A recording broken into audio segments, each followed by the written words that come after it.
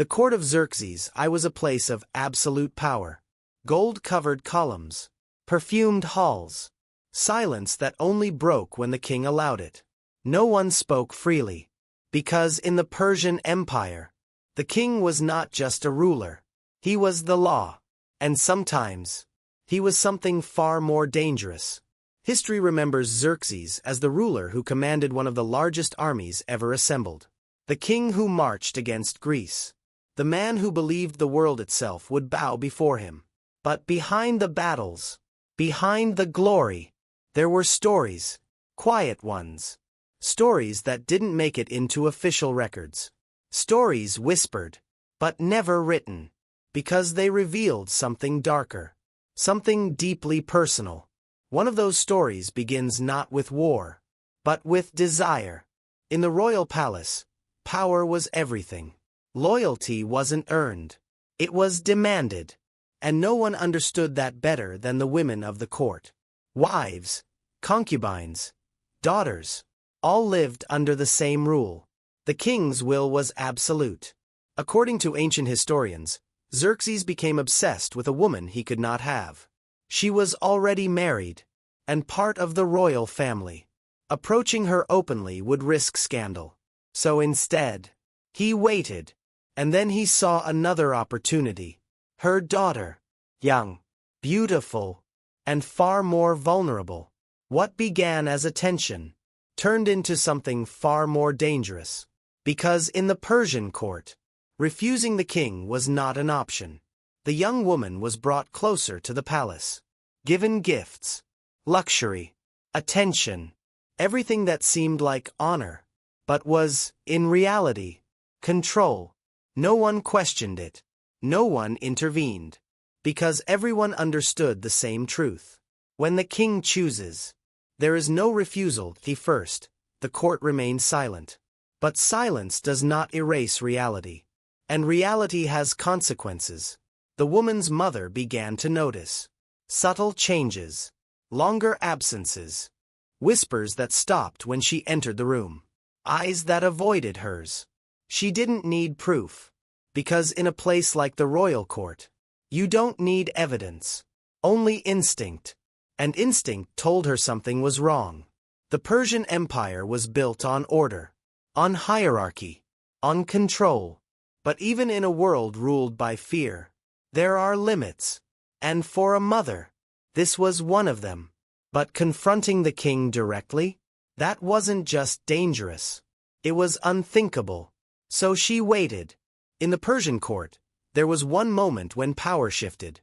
Just slightly. Just enough. The king's birthday.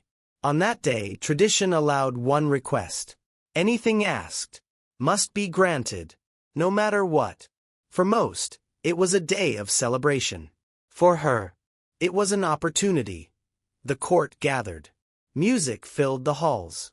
Gold and silk shimmered under torchlight. And Xerxes sat at the center of it all, untouchable, unquestioned. When the time came, she stepped forward, calm, controlled, unafraid.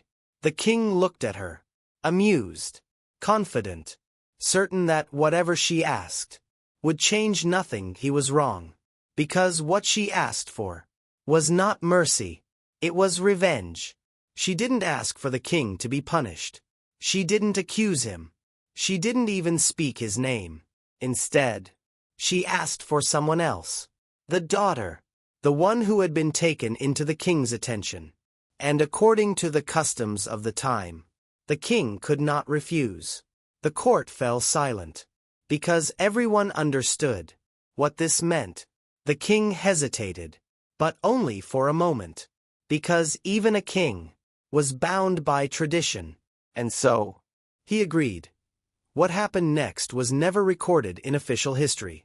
Not in royal inscriptions. Not in monuments.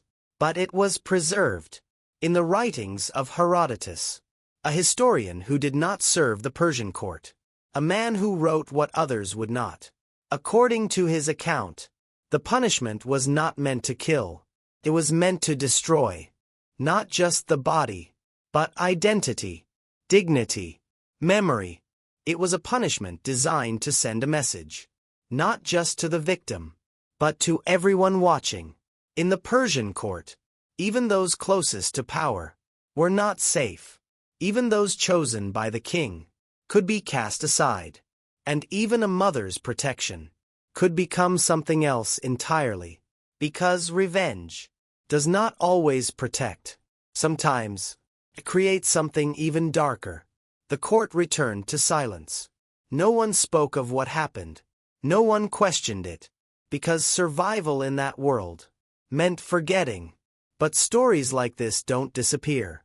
They remain hidden, uncomfortable, because they reveal something history often tries to hide. Power does not always protect. Sometimes, it destroys everything around it. Even family, even innocence, even the future.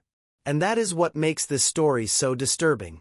Not just what happened, but how easily it could happen. In a world where one man's word was absolute, and where no one was allowed to question it. If you want more hidden stories like this, like the video, and subscribe, because history still has secrets, and some of them were never meant to be told.